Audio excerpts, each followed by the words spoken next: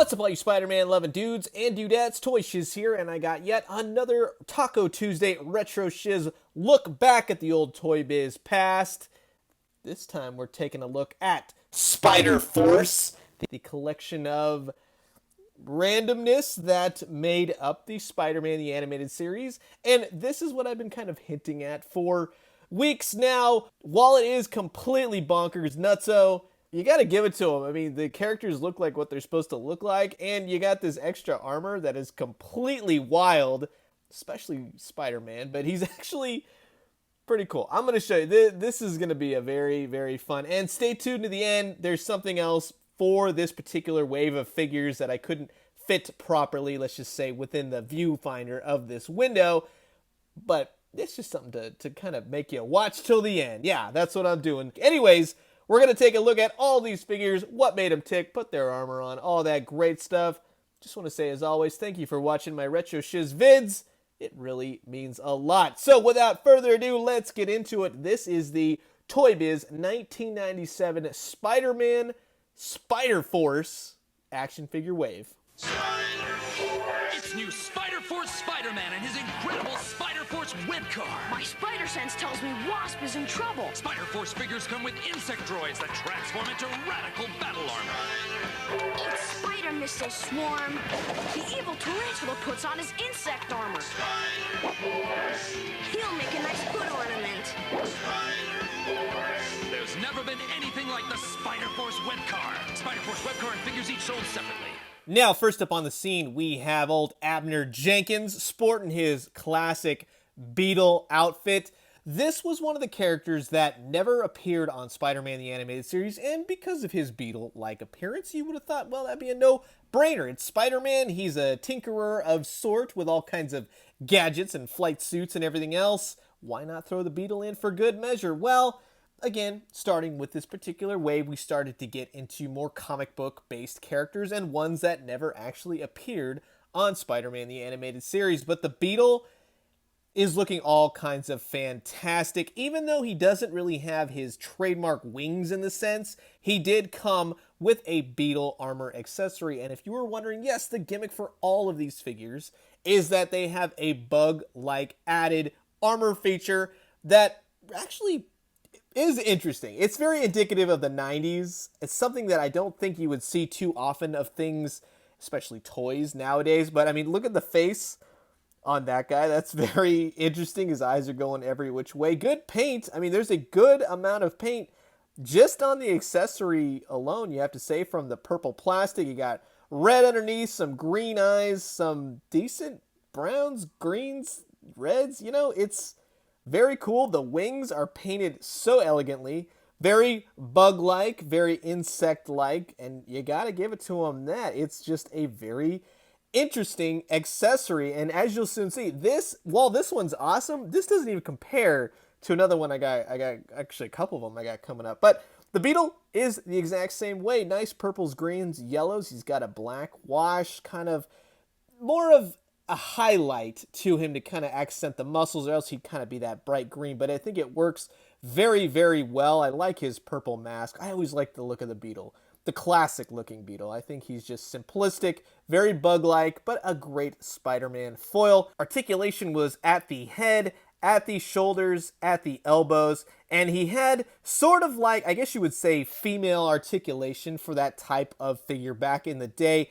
where he swiveled at the hips, he didn't kick out, he had knees, but he also had foot pivots kind of thing, just up and back. That's nothing rocking, nothing like that. He was a bit too pre-posed, I have to say. He's a little awkward sometimes to stand, whereas this foot would not really go down. But again, the gimmick was the Beetle would pop off just like that. So you got the head, you got these feet that just come apart, and then you got the back part of the wings. And this one, by far, this is why I'm starting with this one, fits the best around him. This is just a kind of a flawless design, and for that, I'm very appreciative, because as we keep going, you will see that not all of them work exactly well, but eventually, yeah, you would come to this, it's just a beetled up Beetle Man. This wave almost makes me think that it was a little bit Power Rangers inspired, perhaps some Japanese monsters.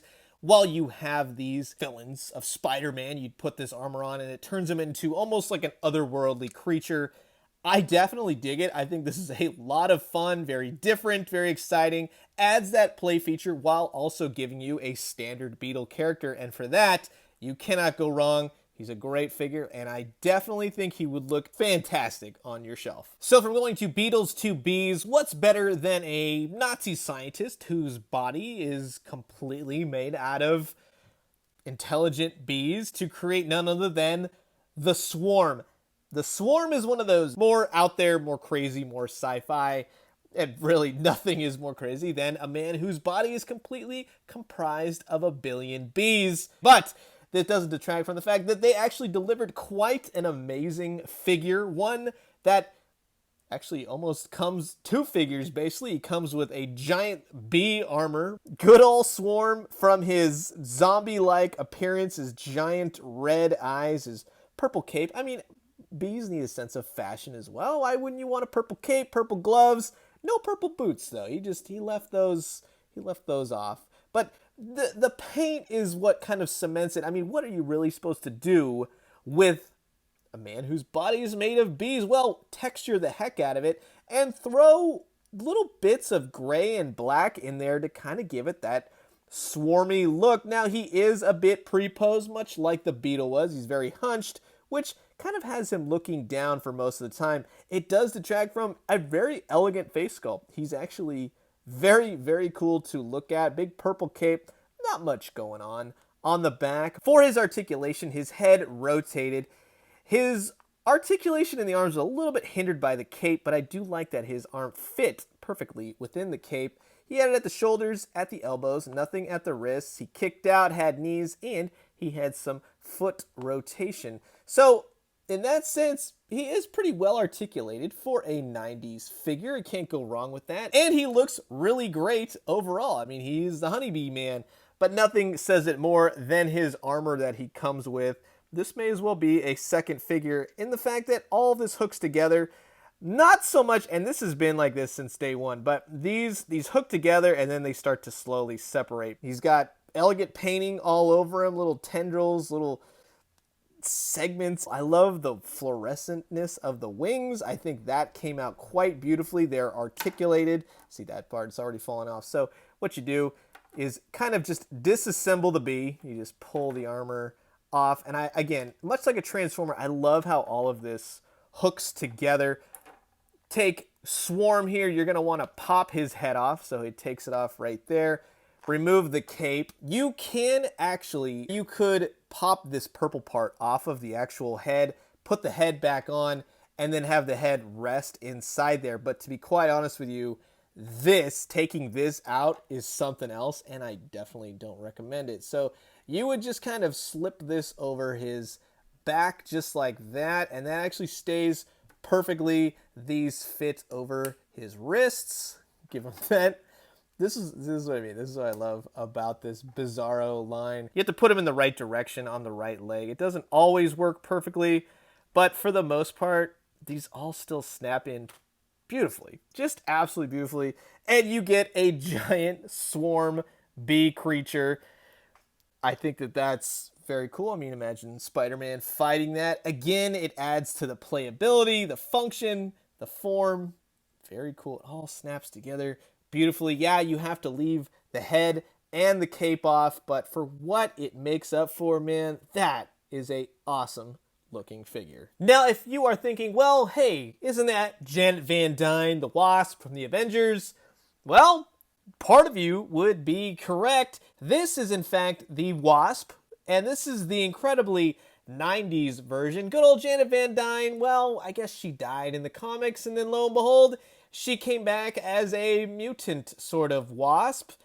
It was a very short issue miniseries sort of thing, and guess what? She did not keep this look very long for obvious reasons. But as a kid, I had no idea what this version of the Wasp was. In fact, seeing all these other bug people and everything else, I thought she was a wasp villain, I'll tell you what, in terms of what she is supposed to look like in the comics, they absolutely nailed it. It's a very elegant design in figure form. In comic book form, very, very jarring, very all over the place. I think the best part is she's kind of got the Shiar thing going on, where it's, I mean, she has, it looks like a full head of hair, and you turn around, and I mean, it's perfectly cut. She's got a bunch of holes in her as well. Of course, that's where all her insect drone armor goes.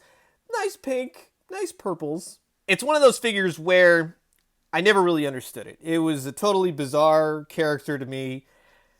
Coming to find out later that, yes, it's based on an actual comic book from the 90s. Again, it looks like what she's supposed to look like. She had minimal articulation. Her head rotated. She did have her arms to and fro at the elbows.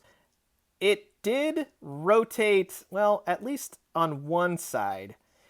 It's very stuck, and you can see that the paint kind of stuck in there. So she does have articulation at both of her elbows, but this never really worked all too well. She has rotation at the hips, and then that was it. But her insect drone armor, well, that was pretty good. And she actually does have wings. You can either put them on the drone or put them on her. It's up to you. But the wings were, much like the other figures, very, very shiny, very colorful. She's got claws and things every which way. And again, they're all nicely painted. It's like a figure in and of itself.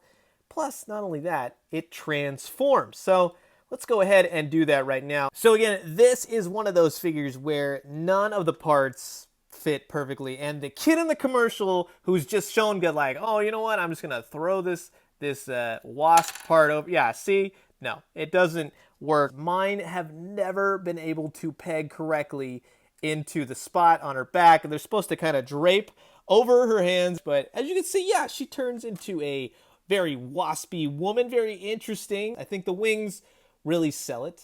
She does look exactly like that 90s character, and the armor doesn't fit. As different and as much as I really just don't care for the figure, it's still pretty interesting to have. Now, as I had said earlier, one of my most favorite figures from this line, his insect drone armor is something amazing, something crazy. Luis Alvarez, one of his many aliases, but the Tarantula. I always liked the Tarantula. I always thought he was such a cool looking toy. And straight from the comics that I was currently reading, namely the Jackal and the Clone Saga, the original Clone Saga, he was in it, man. He takes his giant boots right here, these massive things, and he just sticks Spider-Man right in the back. So to get him as a figure is even cooler. He even had this cloth goods bandana going on, his little mustache, very pretty posed. And it looks like he would actually move, but his joints are actually glued together. I always thought that was weird. Articulation on him was at the shoulders. They kind of went out, but that, you know, he basically, you get him into like almost I'm gonna punch you kind of thing. And he had rotation at the head as well. This side was a little bit different. It was just an outstretched arm, kicked out. He had knees, and he had foot rotation right there for his little puncture things on his boots. But man, I love the stark black and red. I do actually really like his cloth goods bandana. Very interesting musculature, very skinny. He is a great looking figure. This, on the other hand, is something else. This is his insect drone armor. This giant tarantula, so much intricacy, details, gold, black, red, and the best part about it was it fit pretty perfectly on him, and I'll show you exactly how that goes. Let's just get this all undone. So then that would snap into place. He had these gauntlets that fit over his hands, and then you would just simply put his gauntlets over the front of his boots just like that, and then you would just cap it off with his ridiculously freaky helmet, and then you got one heck of a rockin' tarantula. Like I had previously said, with like Power Rangers, something like that. They just went all out with this thing. Very mechanical, very insect, but very cool tarantula figure. Now, with all these extra villains with their insect drone armor, Wasp cannot handle it alone. She needs to call in the help from good old Peter Parker. And lo and behold, you have the CYBER-SECT Spider-Man. And this Spider-Man, well, he got a hold of that cyber drone insect armor, yada yada, whatever you're calling it. He's going to be rocking the bad guys. This Spider-Man figure I have never owned before until about a week ago, and I bought this purely for this review. I figured, you know what? A lot of times when I have all these old Toybiz figures, I didn't really go for the old gimmicky kind of Spider-Man, but this one I actually totally regret, because this is actually a really cool looking Spider-Man. Very Japanese robot, very Power Ranger looking. I mean, there's just so much going on. I mean, look at the intricacy on the gloves, his chest. He's got the spider logo, very detailed mask. It's all very sculpted every which way, different kind of red color scheme to him. He's got a pre-posed hand. There's no web thwipping anything going on with him. The articulation was at the head, the shoulders kind of went out, up and down, at the elbow, kicked out, knees, and he had some pivot at the foot. This is one of those mistakes where, as a kid, why didn't I buy this figure? Well, there's probably many reasons. I just didn't go for the more obscure-looking Spider-Mans, but his battle droid, his insect battle armor, is very cool as well. There's the tail that kind of fits in there. He's got blue, silver, red, very cool Spider-Man mask faceplate. He's got like a different body right here, and all of these parts pull out to form some radical armor, which I will show you. So this as fixes to his shoulder blades. This one, you kind of move these as well. He's got a little bit of Iron Spider going on. The bottom of the insect armor actually becomes a shield, which you can put with his sculpted hand right there. That would fit. He comes with his helmet, which is all kinds of awesome. Once he's got that on, I really like that as just a whole heck of a lot. Again, a lot of this armor, it fit and it didn't fit, and it worked when it wanted to work. And I didn't know this was a thing. So he's got this like Spider-Man staff sort of deal. And unbeknownst to me, I would have never probably figured this out, this is actually a sword and something he can hold, and that fits into his hand as well. One of those secret Toybiz things, I guess. In terms of him holding this, it has a little hoop right here. You can kind of push through his thumb. So not only that, he's got a spider blade, a dagger, staff, shield. This is a very Japanese, very different sort of Spider-Man. And all these years, I really wish I would have had him, because that is just very cool. So you're probably thinking, with all this hyperkinetic, supercharged Spider Force armor, how does Spider-Man get around and defeat the bad guys? Well, the Spider Force web car would be your answer. This behemoth of a Spider-Man car is just absolutely wild. Yes, it was part of the Spider Force line. The sculpted detail, there is webbing all over this plastic. Now, there's no black wash or anything on it. It is quite an amazing, amazing vehicle, car for a toy line. Did a couple renditions of this. They had a blue one and a silver one as well. As you can see, I mean, the details on this thing. He doesn't even have a windshield. It's just like a sculpted spider web. He's got a spider chair. This big Spider-Man. He's got a big, huge spider web spoiler in the back. Man, there's spiders on the tires. On the bottom, as you can see, he does appear to have some spider legs, and all you would do is simply just kind of pop those out. Go ahead and pop old Spidey into his spider car with his spider armor. This one, it doesn't fit too well, which is actually really funny to me, that the own Spider-Man that is supposed to drive this car doesn't really fit. Put on his Spider-Man seatbelt. He's got little things inside that would go over like a seatbelt, like a graspy kind of thing. And the best part is the legs would move as you would drive the car. In the back right here, you would push down on this, and that would activate the pincers. And he is supposed to have a missile right here. Been missing the missile for quite some time. I know I couldn't find a replacement for the review. So if anyone out there actually has an extra web car missile, please let me know down in the comments. So let's go ahead and reenact the commercial. We'll get Tarantula just as he is. So what you would basically do, get your activation kind of going, but as soon as it would hit this little pin right here, the blades would snap shut. Well, they're supposed to snap shut. You know, of course, a lot of things all these years not really working. But let's see if the commercial is right. Let's drive into the Tarantula, push the thing, and it got him, man. Yeah, that totally works.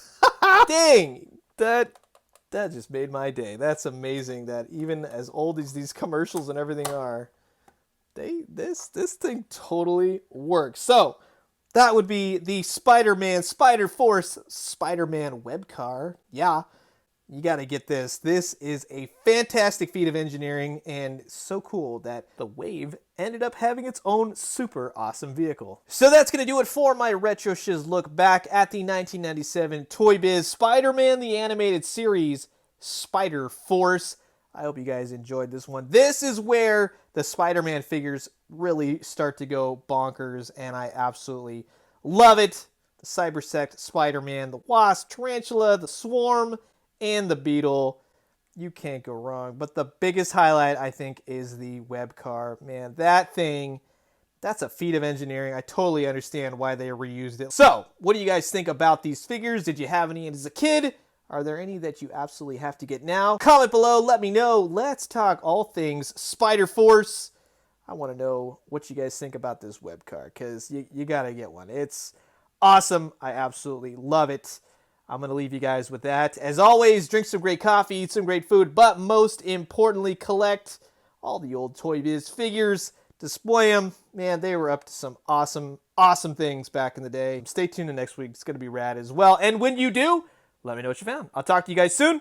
Adios. Spider Sense tells me Wasp is in trouble. Spider Force figures come with insect droids that transform into radical battle armor.